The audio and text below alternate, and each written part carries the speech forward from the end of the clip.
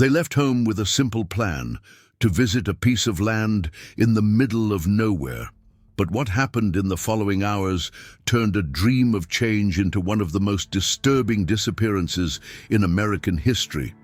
The Jamison family vanished without a trace. Nothing was stolen, no one saw anything. Just a locked car with money, cell phones, food, and silence. A silence that echoes to this day, enveloping the house that was never again occupied. An entire family vanished. And when the truth began to emerge, years later, it became clear that something much darker was following them, something that may never have left. And if you think you know what happened, wait until you see what they found inside that house. The Jamison family home was modest, located in a quiet area of Eufaula, Oklahoma. Bobby, Sherilyn, and little Madison seemed to be seeking a more secluded life, away from the urban chaos. But neighbors reported a strange atmosphere. Bobby was increasingly reclusive. Sherilyn, reportedly, was dejected and emotionally unstable. The house had security cameras, reinforced doors, and a constant air of paranoia.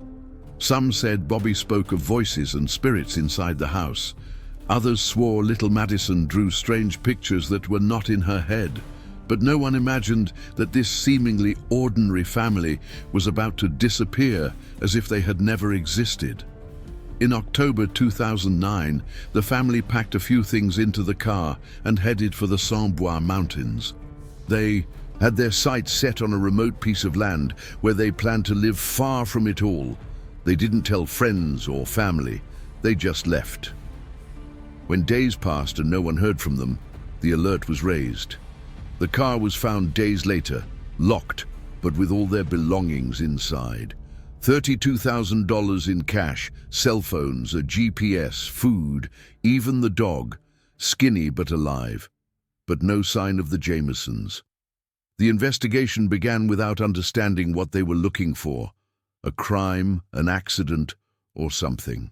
Different, because nothing about the scene made sense, and what they discovered next would make everything even more bizarre. Police scoured the area. Helicopters, sniffer dogs, search teams.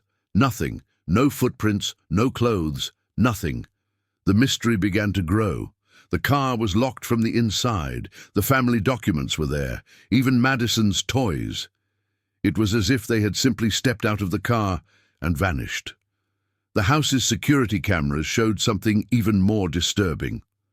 Bobby and Sherilyn walking back and forth to the car dozens of times, their faces rigid, mechanical, as if in a trance, without exchanging a word, as if carrying not just objects, but an invisible weight.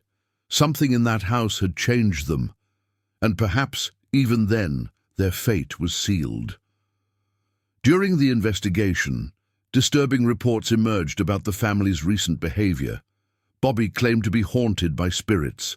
He even asked a local pastor for help in driving demons from the house. Sherilyn, according to a diary found, spoke frequently about death and claimed to hear voices. She also allegedly wrote cryptic phrases on the walls of the house. Some spoke of involvement with a cult, others of mental illness. But no diagnosis was made. The only certainty was that the family was increasingly isolated, paranoid, and frightened. What was happening inside that house was a secret they carried with them. And perhaps it was never just psychological.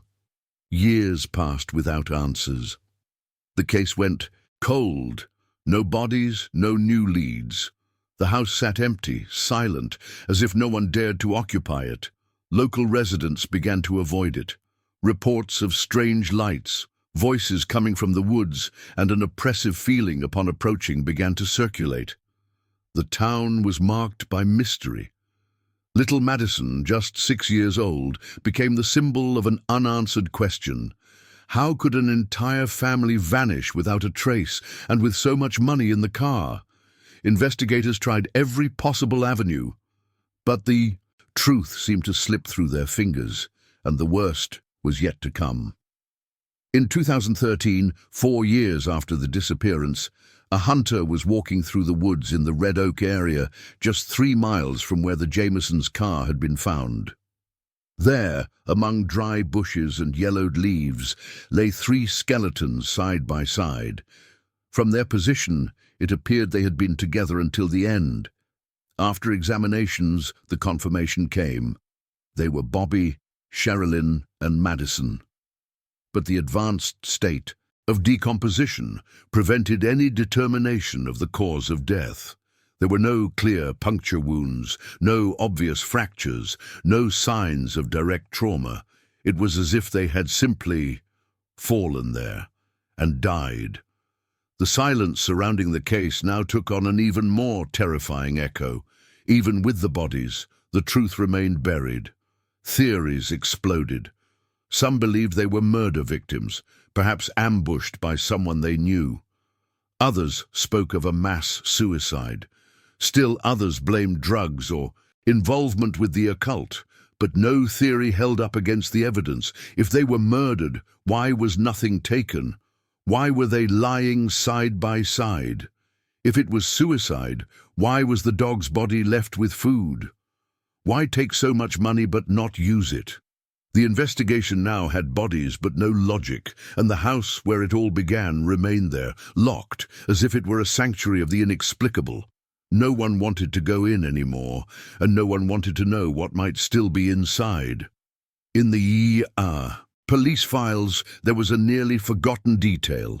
Before disappearing, Bobby had sued his own father. The charges involved death threats, money laundering, and illegal activities. The family tension was extreme. Investigators even considered whether the father might have had something to do with the disappearance. But he died in 2009, without confessing anything and without any evidence against him. Still, the family feud cast a dark shadow over the Jamison family's final decisions. Were they trying to escape something? Or someone? Or was what pursued them never a human face? With each new revelation, the case became even more enigmatic, and the answers more elusive. The house remained closed for years, like a tomb of memories. Some who approached it reported experiencing nausea, headaches, or sudden chills. There were reports of whispers coming from inside, even when the place was empty. A couple who tried to rent the house gave up before the first night, citing oppressive sensations and disturbing dreams. A police officer's daughter even claimed to have seen a girl standing at the window, staring, even after the house was vacated. Authorities have never confirmed these stories. But in the city, no one doubts that something in that house remained, something that didn't die with the Jamisons, something that waits silently. Over time, the Jamison story became a local legend, one of those stories people tell in hushed tones, always looking over their shoulder. Some say Sherilyn practiced witchcraft. Others swear Bobby was involved with spirit portals. A neighbor reported that the family's daughter spoke to an invisible friend named Emily, and that this name was written in Sherilyn's diary, alongside Latin words. But nothing was confirmed, nothing was proven, only emptiness remained. A locked car, an empty house, and a trail of shadows that never led anywhere. The Jamison family case remains a mystery, and perhaps forever unanswered. Police reviewed the security footage from the Jamison home again. It was impossible to ignore the strange behavior captured on the day of their departure. Bobby and Sherilyn appeared to be walking back and forth to the car like robots. Silent, mechanical movements, synchronized steps, absent expressions. One investigator even said they seemed hypnotized. There was no emotion, no conversation, or any trace of normality. Madison doesn't appear in the footage. Maybe she was already in the car. Maybe she never left the house alive. No one knows. The footage raises more questions than it answers. That last afternoon inside the house seemed more like a silent ritual than a life-changing event, as if the family already knew there would be no going back. Among the objects found in the house was a tablet where Sherilyn had researched witchcraft, possessions, and communication with the afterlife. There were also drawings of pentagrams and symbols that experts couldn't identify. In the diary, she wrote that forces were trying to take them and that Madison saw what they couldn't see. Some investigated the possibility of paranoid delusions or mass psychosis. But there was no clear medical history, nor were any medications being used.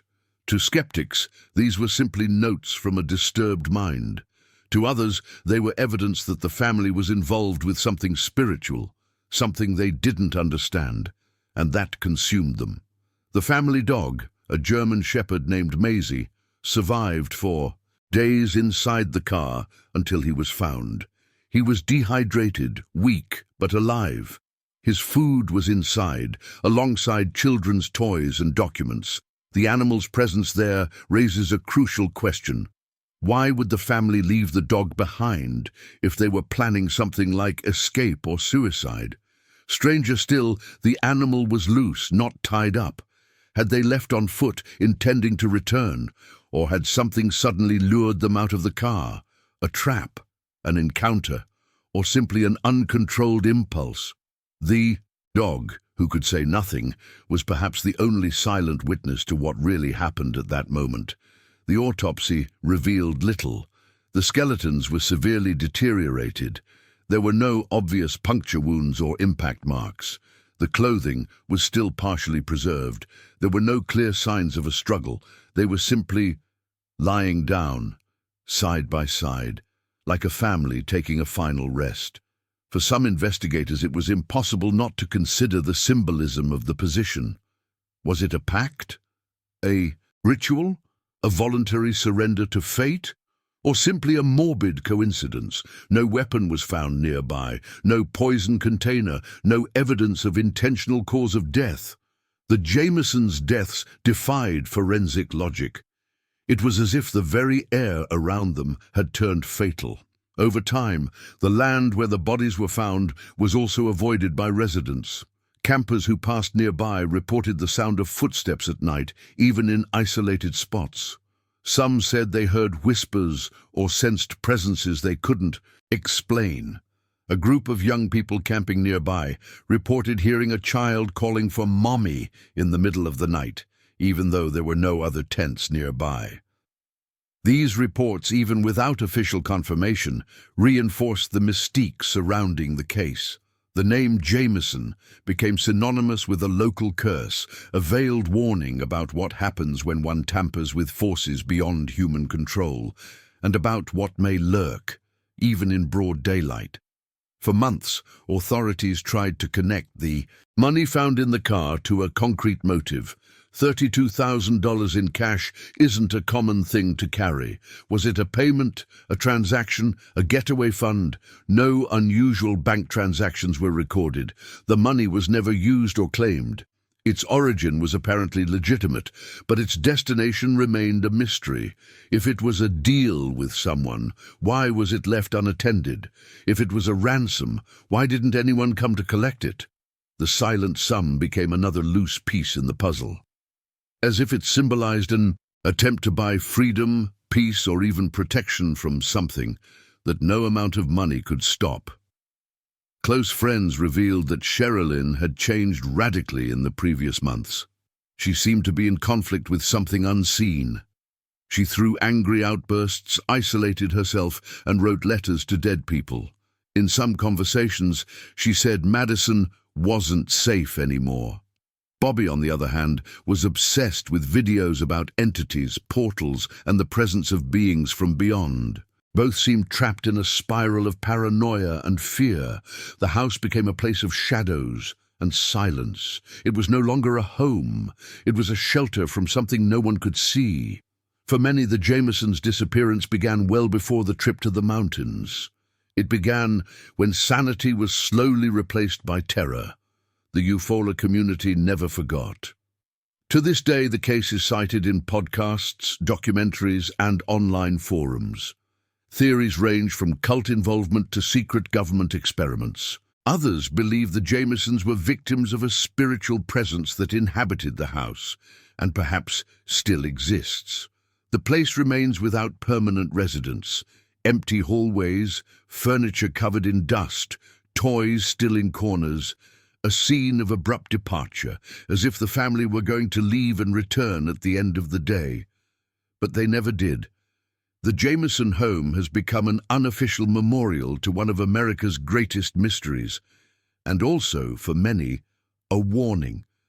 The lack of an official cause of death paved the way for darker interpretations. Formal investigations have not progressed. No suspects have been arrested. No new leads have emerged. Only silence, a heavy silence. Experts say that cases like this, where an entire family disappears and dies without explanation, are extremely rare, and when they do occur, there are almost always traces. But with the Jamisons, there were none.